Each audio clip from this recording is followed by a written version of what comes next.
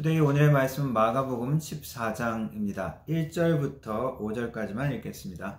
이틀이 지나면 유월절과 무교절이라 대제사장들과 서기관들이 예수를 흉계로 잡아 죽일 방도를 구하며 이르되 밀란이 날까 하노니 명절에는 하지 말자 하더라. 예수께서 베다니 나병 환자 시몬의 집에서 식사하실 때에 한 여자가 매우 값진 향유 곧 순전한 나드 한 옥합을 가지고 와서 그 옥합을 깨뜨려 예수의 머리에 부으니 어떤 사람들이 화를 내어 서로 말하되 어찌하여 이 향유를 허비하는가? 이 향유를 300데나리온 이상에 팔아 가난한 자들에게 줄 수 있었겠도다 하며 그 여자를 책망하는지라. 아멘. 마가복음 14장 15장은 마가복음 이야기의 결정적인 부분, 절정에 해당하는 핵심 이야기로 들어가게 되어집니다. 여태까지 있었던 유대 지도자들과 예수님 사이에 있던 갈등과 대립이 이제 극한으로 치달아서 결국 예수님이 체포되고 예수님이 죽임을 당하는 십자가의 사건으로 연결되어집니다. 14장에는 예수님을 죽이려고 하는 유대 지도자들의 계획, 그리고 예수님의 제자 유다의 배신 이야기가 나옵니다. 그 두 사이에 아름다운 헌신의 이야기가 들어가 있습니다. 그것이 예수님의 머리에 향유를 부은 이야기입니다. 유월절과 무교절은 유대인들에게 큰 명절이었습니다. 많은 유대인들이 예루살렘 성에 모였습니다. 많은 군중들이 모여 있었기 때문에 로마 당국도 긴장하고 있는 상태였고 로마의 주둔 군단이 바로 예루살렘 성 옆에 주둔하고 있었던 때였기도 합니다. 유대 지도자들은 예수님을 따르던 군중들이 많이 있다는 것을 알았기 때문에 그 계획을 조심스럽고 그리고 은밀하게 시행하려고 합니다. 바로 예수님의 12제자 중 하나였던 유다의 배신으로 그 계획을 이룹니다.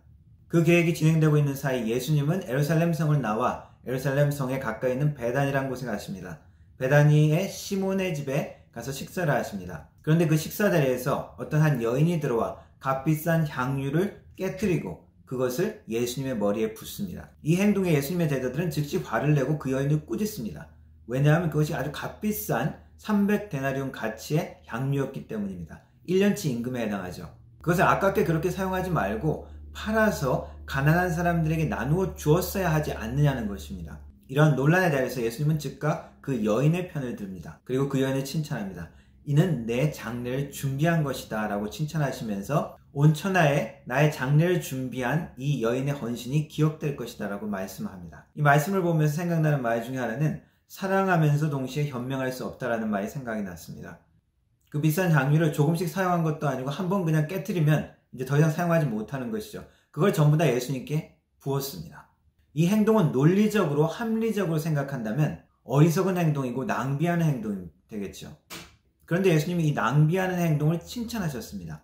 또 다른 비슷한 예가 있습니다. 칭찬할 만하지 않는데 칭찬한 경우입니다. 바로 한 과부가 작은 돈, 2렙돈을 성전에 헌금했을 때의 이야기입니다. 예수님은 그 모습을 보시고 칭찬하셨죠.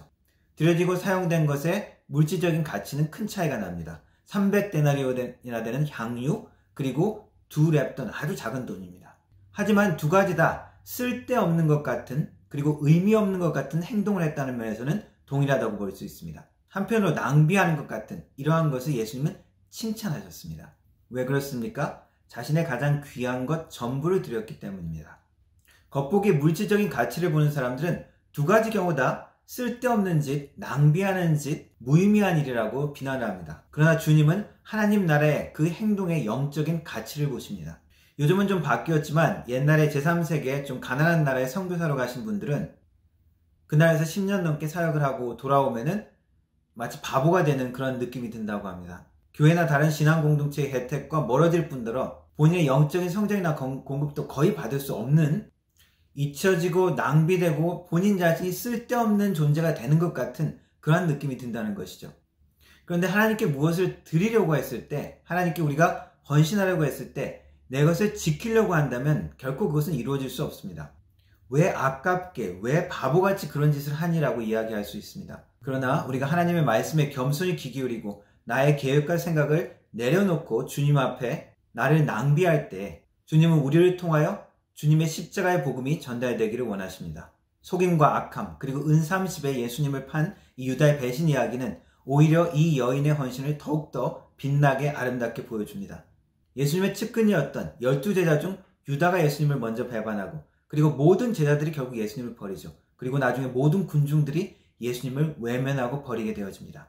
모두가 예수님을 버리고 그리고 예수님을 외면하게 되는 그러한 상황 가운데 예수님의 고난의 십자가의 사명을 격려하고 함께 있어주는 이 여인의 헌신은 더욱더 아름답고 귀하게 보입니다. 자신의 전부를 주님께 드리고 주님과 함께 있어주었던 이 여인의 헌신이 우리의 헌신이 되기를 축원합니다. 기도하겠습니다.